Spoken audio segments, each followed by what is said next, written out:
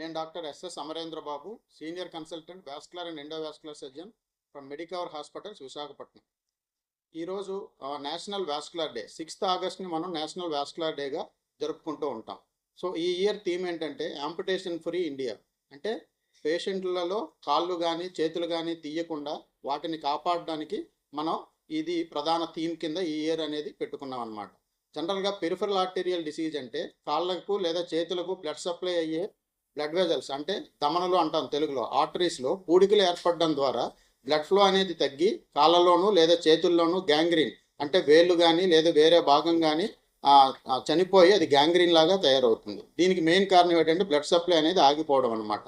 దీనికి పలు కారణాలు ఉంటాయి. దీర్ఘకాలికంగా బీపీ హైపర్ టెన్షన్ ఉండడం, అలాగే దీర్ఘకాలికంగా షుగర్ ఉండడం, డయాబెటీస్, వీటితో పాటు స్మోకింగ్ హిస్టరీ అంటే దీర్ఘకాలికంగా సిగరెట్స్ కానీ బీడీ కానీ తాగడం, లేదంటే పొగాకు ఉత్పత్తులు ఏవైనా వాడడం కానీ, దీని వలన బ్లడ్ వెజల్స్లో పూడికలు ఏర్పడతాయి. ఆ పూడికలు ఏర్పడడం వలన మనకి బ్లడ్ ఫ్లో అనేది తగ్గుతుంది అనమాట.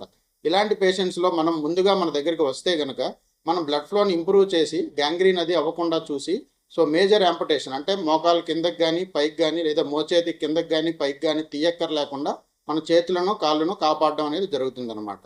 ఈ వాస్కులర్ అండ్ ఎండోవాస్కులర్ అనేది రీసెంట్గా డెవలప్ అయిన బ్రాంచ్. గత 6 సంవత్సరాలుగా మనం వైజాగ్లో దీని సర్వీసెస్ని ఇస్తున్నాం. సో మెట్రోపాలిటన్ సిటీస్లో ఇది ఆల్రెడీ బాగా వెల్ ఎస్టాబ్లిష్ అయిన బ్రాంచ్ అనమాట. సో జనరల్ సర్జరీ తర్వాత 3 years సూపర్ స్పెషాలిటీ చేయడం ద్వారా మేము ఈ vascular and endovascular surgery practice అనేది చేస్తూ ఉంటాం. దీని తాలూకా ఇంపార్టెంట్ ప్రక్రియ ఏంటంటే ఇది ఓపెన్ సర్జరీస్తో పాటు అంటే కోత కోస చేసే ఓపెన్ సర్జరీస్తో పాటు మినిమల్ ఇన్వాజివ్ అంటే చిన్న నీడిల్ ద్వారా ఆర్టరీస్లోకి కానీ వెయిన్స్లోకి కానీ వెళ్ళి ఆ పూడికలను తొలగించి లేదా బ్లడ్ క్లాట్ని తొలగించి మళ్ళీ ఫ్లోని ఎస్టాబ్లిష్ చేయడం ద్వారా పేషెంట్ ఒకరోజు హాస్పిటల్లో ఉండి నెక్స్ట్ డేనే డిశ్చార్జ్ అయ్యి అన్ని పనులు చేసుకునేలాగా చేయొచ్చు అనమాట. సో ఓపెన్ బైపాస్ సర్జరీస్తో పాటు ఓపెన్ ప్రొసీజర్స్తో పాటు ఎండోవాస్కులర్ ప్రొసీజర్ ద్వారా కూడా మనం బ్లడ్ ఫ్లోని ఎస్టాబ్లిష్ చేయడం అనేది ఈ బ్రాంచ్ తాలూకు ప్రత్యేకత. సో కొన్ని పేషెంట్స్లో ఏంటంటే ఓపెన్ సర్జరీస్ అలాగే ఎండోవాస్కులర్ సర్జరీ రెండు మిక్స్ చేసి చేయడం వల్ల మనం ఉత్తమ ఫలితాలను రాబట్టడం జరుగుతుందన్నమాట. సో పెరిఫరల్ ఆర్టీరియల్ డిసీజ్లో క్రానిక్ డయాబెటిక్ పేషెంట్స్లో ఏంటంటే ఒక్కొక్కసారి కాళ్ళ మీద పడ్డ పుండ్లు తగ్గకపోవడం అనేది ఉంటుంది. 6 months 1 year అలా ఆ పుండ్లు తగ్గకుండా ఉంటాయన్నమాట. వీటికి కూడా ఒకటి ఇన్ఫెక్షన్ కంట్రోల్ చేయడం ద్వారా, 2 బ్లడ్ ఫ్లోని ఎస్టాబ్లిష్ చేయడం అంటే రీఎస్టాబ్లిష్ చేయడం ద్వారా, 3వది ఏంటంటే హాఫ్ లోడింగ్ మెజర్స్ అంటే హాఫ్ లోడింగ్ స్లిప్పర్స్ కానీ షూస్ కానీ వేసుకోవడం ద్వారా ఆ దీర్ఘకాలికంగా ఉన్న పుళ్ళు మానడానికి కూడా మనం ఉపయోగపడతాయి మన ప్రక్రియలన్నీ కూడా.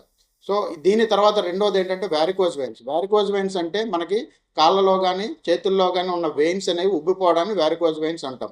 ఇవి చేతుల్లో కన్నా కాళ్ళలో ఎక్కువ సిమ్టమ్స్ని కలుగజేస్తాయి అన్నమాట. వీటికి అధునాతన పద్ధతిలో మనం లేజర్ థెరపీ ద్వారా కానీ లేదా సూపర్ గ్లూ ఇంజెక్షన్ ద్వారా కానీ 99% సక్సెస్ రేట్లు అనేవి మనం గత 6 సంవత్సరాలుగా సాధిస్తూ వస్తున్నాం.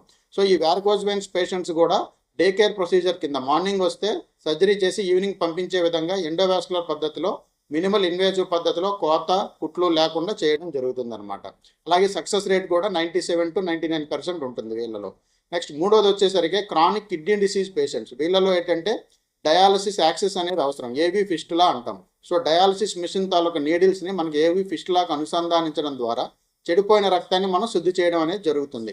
ఈ ఏవీ ఫిస్టులా అనేది వాస్కులర్ సర్జన్స్ క్రియేట్ చేయడమే కాకుండా అవి దీర్ఘకాలం పనిచేసేలాగా చేయడంలో కూడా మా తాలూకా పాత్ర చాలా ఎక్కువగా ఉంటుందన్నమాట. ఒకటేంటంటే ఏవీ ఫిస్టులా ఎక్కడ చేస్తే బాగా పనిచేస్తుంది, ఎక్కడ చేస్తే దీర్ఘకాలికంగా అది తన పని చేస్తుందా అనేది మనం ఐడెంటిఫై చేసిన తర్వాత ఏవీ ఫిస్టులాని చేస్తాం. అలాగే దాంట్లో ఏమైనా పూడికలు ఏర్పడినా లేదంటే దాంట్లో బ్లడ్ క్లాట్ వచ్చినా కూడా దాన్ని మినిమల్ ఇన్వేజివ్ పద్ధతిలో సరిచేయడం ద్వారా మళ్ళీ దీర్ఘకాలికంగా ఏవీ ఫిస్టులాస్ పనిచేసేలాగా చేస్తామన్నమాట. ఇంకా 4వది ఏంటంటే డీప్ వెయిన్ థ్రాంబోసిస్ అంటే కండరాల్లో ఉన్న బ్లడ్ వెజల్స్ సిరలు అంటాం వెయిన్స్, వాటిలో బ్లడ్ క్లాట్ ఏర్పడడాన్ని డీప్ వెయిన్ థ్రాంబోసిస్ అంటాం. వీటికి కూడా ఎర్లీగా పేషెంట్ వస్తే కనుక ఆ బ్లడ్ క్లాట్ని తొలగించడం ద్వారా మళ్ళీ బ్లడ్ ఫ్లోని ఎస్టాబ్లిష్ చేసి ఆ సిమ్టమ్స్ కానీ లేదంటే సివియారిటీ ఆఫ్ ద సిమ్టమ్స్ ఇంకా తగ్గించడంలో మనం చాలా ముఖ్య పాత్ర పోషిస్తూ ఉంటాం. సో అధునాతన పద్ధతుల్లో రకరకాల గ్యాడ్జెట్స్ వచ్చాయి, వాటిని వాడడం వలన అలాగే ఇంజెక్షన్స్ ద్వారా బెలూన్ యాంజియోప్లాస్టీ ద్వారా మనం ఈ వెయిన్స్లో ఉన్న బ్లడ్ క్లాట్ని తొలగించి అలాగే పూడికలను కూడా తొలగించి ఫ్లోని ఎస్టాబ్లిష్ చేయడం జరుగుతుంది. Thank you.